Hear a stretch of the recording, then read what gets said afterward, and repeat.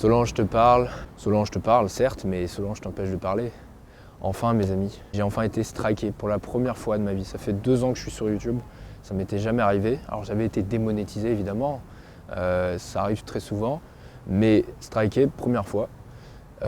C'est donc, vous l'avez compris, Solange te parle, l'artiste, Solange te parle, l'anticonformiste qui a supprimé ma vidéo pour le bien de nous tous, hein, je présume, pour le bien de l'humanité, pour faire régner l'amour, la douceur. Et grâce à Solange, merci Solange, grâce à toi, j'accède enfin au rang de bad boy de YouTube. Comme on dit, si t'es youtubeur et à 30 ans t'as jamais été striké, on peut dire que t'as foiré ta vie. Je suis pas sûr que l'option la plus intelligente de Solange était de supprimer ma vidéo. Elle aurait pu se mettre un peu à ma place et se dire que tu censures une de mes vidéos, tu te doutes bien que je vais pas laisser faire et que je vais faire une vidéo pour dénoncer ça et qu'une vidéo avec comme titre « Solange te parle mais te censure » ou que sais-je encore, ça allait faire des vues. Et ça allait peut-être même faire autant de vues que la vidéo initiale. Donc pour que je vous explique un peu, ceux qui ne m'ont pas suivi sur Twitter, je vous explique ici. Le 8 novembre, j'ai reçu une notification de YouTube comme quoi ma vidéo « Solange te parle mais ne te comprend pas » avait été supprimée par Solange te parle, hein, je vous mettrai les captures d'écran. Et j'ai reçu un avertissement. Au bout de 3 avertissements, votre chaîne saute. YouTube m'offre l'opportunité de contester ce strike. Le problème est que YouTube te fout une pression énorme lorsque tu fais la contestation. Il t'explique que voilà, là vous signez des documents juridiques. Si jamais vous mentez, vous pouvez avoir de grosses emmerdes avec la justice. Ils font en fait tout pour te décourager de contester le strike. Ils n'ont pas envie de s'emmerder avec ça. J'ai consulté 3 avocats qui m'ont tous les 3 affirmé que j'étais tout à fait dans mon droit de contester, puisque ce que j'avais fait était tout à fait légal. Je n'ai fait que citer 4 secondes d'une vidéo qui dure 15 minutes. C'est ce qu'on appelle le droit de citation. En France, on a le droit d'emprunter un passage de l'œuvre d'une personne, d'un auteur, à usage informatif, que ce soit critique, polémique, une parodie, etc. Et à condition que le passage emprunté ne soit pas disproportionné par rapport à l'œuvre. Il y a un certain pourcentage à respecter. Or là, j'ai pris 4 secondes sur 15 minutes de vidéo. Autant vous dire que c'est quasiment rien. D'autant plus que je n'ai ni insulté ni diffamé Solange te parle. Il n'y a strictement aucune insulte dans la vidéo. Durant les 4 secondes de vidéo que je mets, je cite sa chaîne YouTube. Et dans la description, j'ai mis le lien de sa chaîne YouTube. Donc tout est respecté, on ne peut rien me reprocher dans cette vidéo-là. J'ai donc écrit un message à YouTube pour lui expliquer que Solange te parle avait supprimé de manière abusive ma vidéo. Et je n'ai pour l'instant pas reçu de réponse. Donc pour l'instant, Solange te parle, l'artiste censeuse, a gagné, puisque ma vidéo est supprimée. Et je ne sais absolument pas si elle sera rétablie.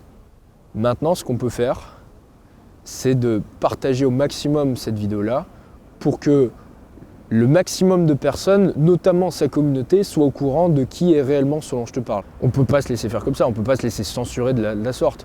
On ne peut pas se soumettre à la censure, c'est pas normal. Et peu importe que le contenu de ma vidéo n'ait pas été parfait.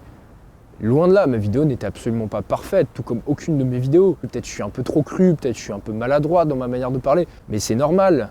Hein, je suis qu'un être humain, je ne suis pas parfait. Si on considère que mon discours n'est pas correct, alors on poste un commentaire et on explique ce qui ne va pas.